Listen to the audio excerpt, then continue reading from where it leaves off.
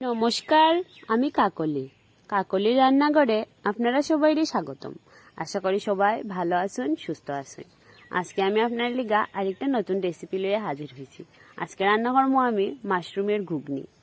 তো মাশরুমের ঘুগনি রান্না করার লেগা মাশরুম তো আমার লাগবেই। তো সকাল সকাল ঘুম থেকে উঠা দেখি আবারও কিছু মাশরুম বাইরিছে। খুব খুশি দেখা। এখন তো মাশরুমের সিজন, দেশি মাশরুম, তখন তো প্রায় সময় মাশরুমটি বাইর হয়। আর আমাদের খুব ভাগ্যবালা যে এটা আমাদের বাড়িতে বাইর হয়। তা আমি বাড়ির মাশরুমটি খাই, সব মাশরুম আমার ভালো লাগে না। তে মাশরুমটারে পাইয়া প্রথমে মাশরুমটারে তুলে আনি লিছি। এখন মাশরুমটারে কাটাকাটির ফালা। মাশরুমটারে আমি খুব ভালো করে কাটি লিছি।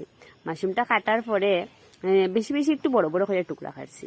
খাইটা এখন চলো রেসিপিটা বানাইতে কিটা কিটা লাগবো তোমার লগে শেয়ার করি। তো কিছু চানা মটরে আমি আগের দিন রাত্রে ভিজিয়ে রাখছিলাম। চানা মটর তো লাগবো, সাথে আমার লাগবো মাশরুম, শুকনা মরিচ, গোটা গরম মশলা, জিরার গুঁড়া, ধনিয়ার গুঁড়া, লঙ্কার গুঁড়া, হলুদ গুঁড়া, লাগবো আমার আলু, তারপরে পেঁয়াজ কুচি, রসুন, আদা, কাঁচা লঙ্কা, মেথি পাতা, গরম মশলা, চিনি, তেল, লবণ।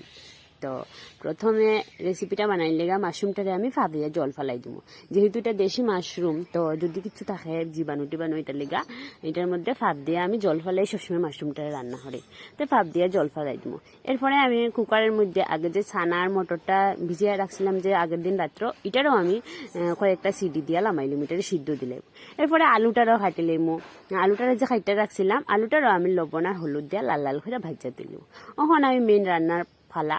ওখানে তেল দিয়ে আমি গোটা গরম মশলা আর শুকনা মরিচ পুরনো দিয়া এর মধ্যে আমি দিলাইছি পেঁয়াজ কুচি। পেঁয়াজটা যখন মোটামুটি একটু ভাজা হয়েছে তখন দিলাইছি আমি ধনিয়ার গুঁড়া আর মৌরি দিয়ে আমি খুব ভালো করে এটা ভাজবো।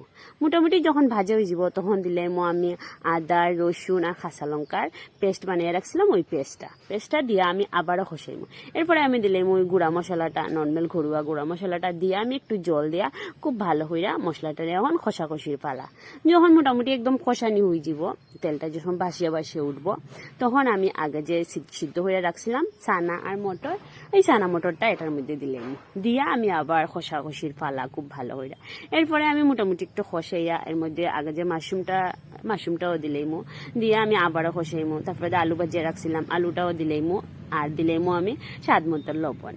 তো সবটা দিয়া এখন মোটামুটি কষানির পালা খুব ভালো হয়ে যায়। এটা একটু ভাজা হয়ে কষাই আমি এর মধ্যে দিলাইমু পরিমাণ মতো জল। তোমরা যেরকম ঝুল পছন্দ করো এরকম জল দিতে পারো।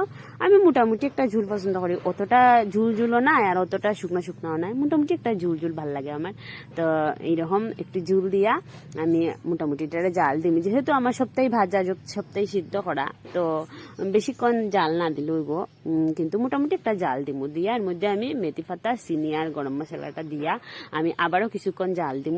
বাস নামানির আগে একটু ঘি দিয়া লামাই লিব।